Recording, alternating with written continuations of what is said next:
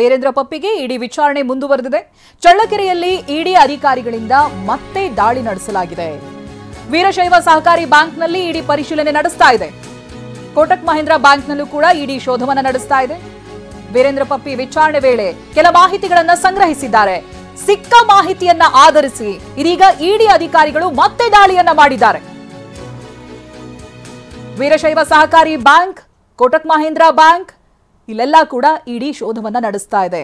ನೀವೇನ್ ಕಂತೆ ಹಣ ನೋಡ್ತಾ ಇದ್ದೀರಲ್ಲ, ಇದು ಫಸ್ಟ್ ಟೈಮ್ ದಾಳಿಯನ್ನ ನಡೆಸಿದಾಗ ಸಿಕ್ಕಿರುವಂತ ಹಣ, ಕರೆನ್ಸಿ, ವಿದೇಶಿ ಕರೆನ್ಸಿಗಳು ಕೂಡ ಸಿಕ್ಕಿತ್ತು. ಕೆಜಿ ಚಿನ್ನಾಭರಣ, ಬೆಳ್ಳಿ ಆಭರಣಗಳು, ಡೆಬಿಟ್ ಕಾರ್ಡ್ ಇವೆಲ್ಲವನ್ನ ಕೂಡ ಇಡಿ ಅಧಿಕಾರಿಗಳು ಸಂಗ್ರಹಿಸಿದ್ರು. ಅದಾದ್ಮೇಲೆ ವಿಚಾರಣೆಯನ್ನ ಆರಂಭಿಸ್ತಾರೆ.